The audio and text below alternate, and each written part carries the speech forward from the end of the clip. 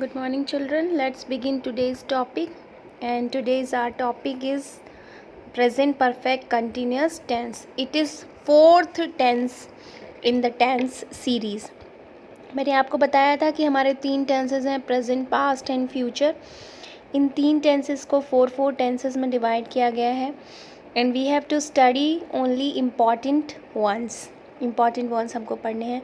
Till now we have read simple present, simple past, simple future, present continuous, past continuous, present perfect, past perfect.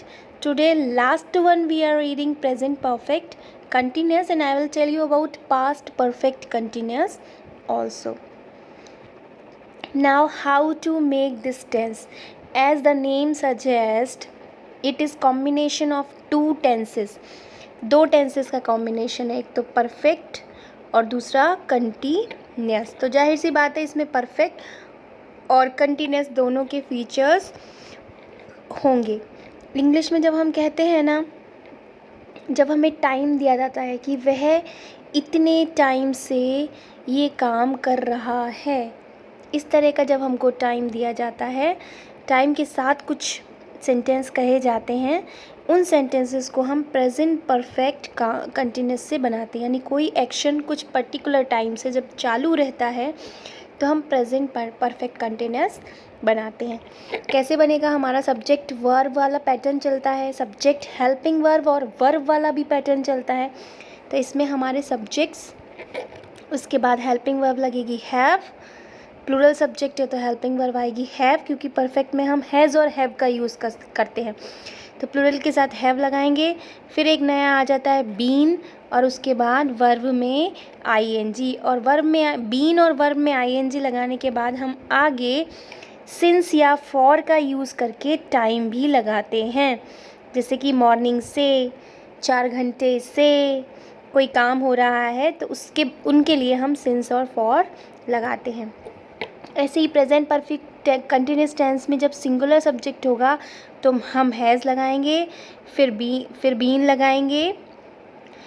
लगाएंगे और उसके बाद verb की 4th form यानी ING form. Continuous में ING form लगती है तो इसलिए आईएनजी फॉर्म लगाना है. परफेक्ट में हैज़ हैव लगते हैं तो हैज़ हैव लगाना है, और इन दोनों को जोड़ने के लिए नया वर्ड हम बीन लगाते हैं. आगे बढ़ते हैं. नेक्स्ट स्लाइड में सम एग्जाम्पल्स हैं. आई हैव बीन रनिंग, मैं दौड़ रहा हूँ, फॉर 2 आवर्स, कितने टाइम से? 2 घंटे से दौड़ रहा हूँ. मतलब मेरा जो दौड़ने वाला काम है वो मैं पर्टिकुलर 2 घंटे से चालू हूँ. अब बच्चों ध्यान देना, यहाँ पर लिखा था 2, हमने क्या लगाया? 2 लगाने से, 2 आवर्स का टाइम लगाने से पहले हमने लगाया फॉर. अब नेक्स्ट है Ahmad has been working here since 1999. अब ये 1999 दिया हुआ है, यानी ये ईयर दिया हुआ है, ईयर नेम दिया हुआ है, ईयर का नाम दिया हुआ है. तो जब ईयर का नेम दिया हुआ है तो हमने क्या लगाया यहाँ पे? सिंस. हमने फॉर नहीं लगाया. Ahmad has been working here for 1999 ऐसा हमने नहीं लिखा. हमने ऐसा क्यों किया? इसलिए किया बच्चों, क्योंकि जब भी हमको टाइम ऐसा दिया होता है जो इनडेफिनिट होता है, अनिश्चित टाइम होता है, तो उसमें हम सिंस, उसके पहले टाइम लगाने से पहले हम सिंस का यूज़ करते हैं. और जब हमको 1 2 3 4 5 6 यानी नंबर्स दिए होते हैं और उन नंबर के बाद कुछ दिया होता है, घंटे, साल, महीने अगर दिए होते हैं तो हम फॉर लगाते हैं. नंबर के साथ अगर कोई टाइम है तो हम फॉर लगाएंगे, और नेम दिया है किसी टाइम का, लाइक 5 डेज़ अगर कहा गया तो डेज़ से पहले क्या लगा है? 5 लगा है, नंबर लगा है, तो हम क्या लगाएंगे? फॉर. और यही कह दिया गया मंडे, मतलब डे का नेम दे दिया, तो हम क्या लगाएंगे? सिंस लगाएंगे.